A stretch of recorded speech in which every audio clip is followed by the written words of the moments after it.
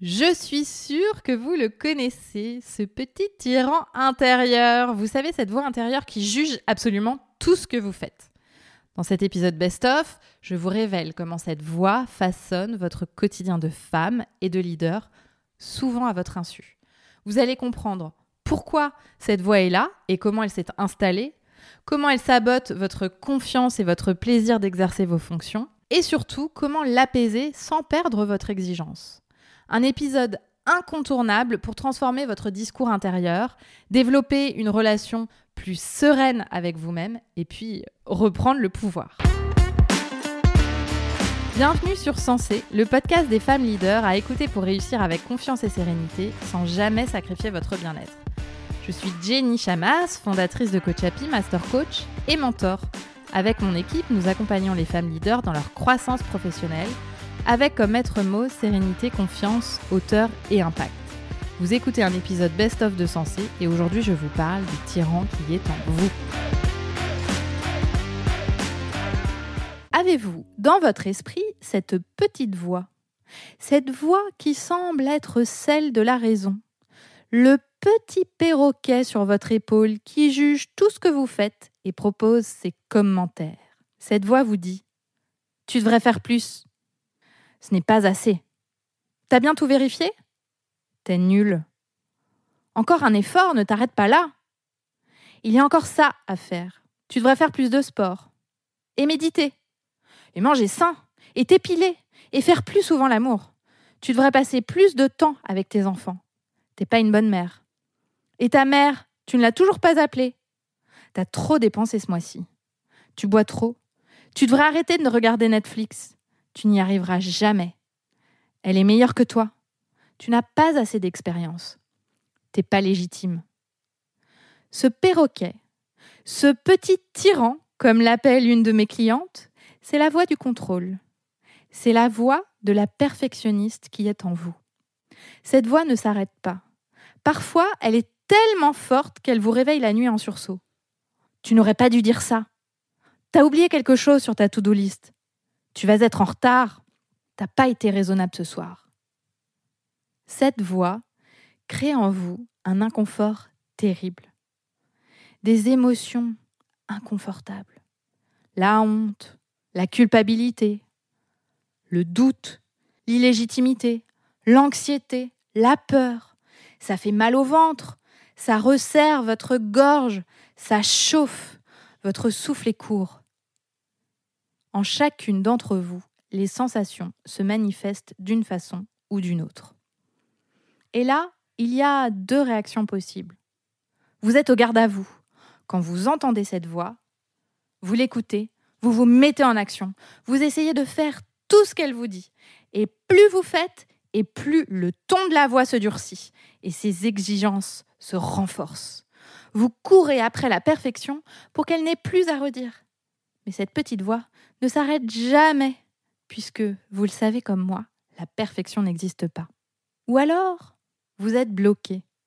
Vous n'arrivez plus à avancer. Vous avez peur qu'un pas de plus empire la situation dans laquelle vous êtes, alors autant tout arrêter. Comme ça, pas de risque de l'entendre à nouveau. Si vous ne faites rien, il n'y a rien à critiquer. Mais là encore, la voix persiste. Elle critique ce que vous ne faites pas. La voix qui résonne en vous, ce petit tyran, c'est votre cerveau qui l'a fabriqué. Il a interprété toutes les informations reçues depuis la petite enfance, depuis l'école, la vie dans votre cocon familial, avec vos amis, au sein de la société. Et de ces interprétations résultent des croyances limitantes qu'il s'est habitué à penser depuis toujours. En tant que femme ambitieuse qui a soif d'une vie épanouie et réussie, vous avez de nombreuses exigences envers vous-même. Le temps et vos choix de vie ont renforcé ces croyances et votre auto-jugement. Mais au fond, croyez-vous vraiment, au regard des efforts que vous fournissez, que vous devriez faire plus ? Avez-vous vraiment envie de penser que quand vous échouez, ça veut dire que vous êtes nul ? Est-ce dans ce monde intérieur-là, et dans ce monde tout court, que vous souhaitez vivre ? Celui dans lequel les jugements font rage. Cette voix vous limite. Cette voix crée en vous une souffrance inutile. Cette voix est la vôtre pas celle des autres. Et la bonne nouvelle, c'est que vous pouvez atténuer le tyran en vous. Vous pouvez choisir un autre dirigeant de votre esprit. Jusqu'ici, vous avez écouté cette voix. Elle vous a contrôlé. À chaque pas, un jugement, une critique, la vôtre. Pas celle que vous pensez que les autres vous feraient. Non, celle que vous choisissez de vous faire et de vous imposer. Et souvent, vous pensez que c'est elle qui vous permet d'avancer, de continuer et d'atteindre vos objectifs. Détrompez-vous. C'est comme un enfant à qui on dit « arrête de faire ça » ou « fais comme ci ou comme ça » ou « t'es méchant » ou « tu n'es pas sage ». En général, ces jugements ne l'aident pas à s'améliorer et à changer de comportement. C'est pareil pour vous. Tout ce que ce jugement crée en vous, c'est de l'inconfort, c'est la peur de mal faire, c'est de l'intransigeance. Alors que faire de cette voix ? 1. Reconnaître que ce n'est qu'une voix. Un point de vue par défaut hérité de croyances que vous pouvez choisir de remettre en question. La seule raison pour laquelle cette voix existe, c'est parce que votre cerveau en a pris l'habitude. Et vous le savez, on ne se débarrasse pas facilement d'une habitude. Donc, votre cerveau va continuer. Votre rôle, c'est de reconnaître que ce n'est qu'une voix, celle de votre enfance, celle de vos croyances limitantes dont vous ne voulez plus. Et vous dire, avec curiosité et compassion, « Ah, tiens, te revoilà, toi. Évidemment que tu reviens, tu es mon habitude. » 2. Choisir de ne pas la croire. Quand on vous dit quelque chose, vous le passez au filtre de vos connaissances, de votre raison ou de votre intuition, avant de croire ou pas. Eh bien ici, c'est pareil. Ce n'est pas parce que votre cerveau vous dit quelque chose que vous devez le croire. Quand il vous dit que vous êtes nul, que vous devriez faire plus, vous pouvez lui rétorquer que non, vous ne voulez pas faire plus et vous ne pensez pas que vous êtes nul parce que vous vous aimez. 3. Vous pouvez parler à cette voix. Et vous pouvez lui dire que vous avez décidé de ne plus vous autocritiquer, que vous avez choisi l'amour et la compassion pour vous-même, que vous prenez soin de vous.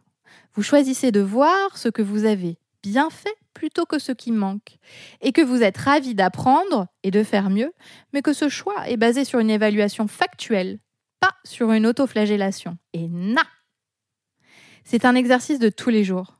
C'est comme ça que vous allez changer. Une pensée à la fois. Et vous allez travailler la relation la plus importante au monde, celle que vous entretenez avec vous-même. Quoi de plus important ? Si vous êtes bien en vous et avec vous, si vous vous aimez, alors vous créez un espace infini pour aimer les autres, pour vivre votre mission de vie. Merci pour votre écoute. N'oubliez pas d'en parler autour de vous et de laisser 5 étoiles sur votre plateforme d'écoute si l'épisode vous a plu. Rendez-vous sur notre site jennychamas.com pour en savoir plus sur nos accompagnements et activités ou sur Instagram et LinkedIn pour discuter. Et rendez-vous la semaine prochaine pour un nouvel épisode dans lequel il sera question des 100 premiers jours d'une prise de poste.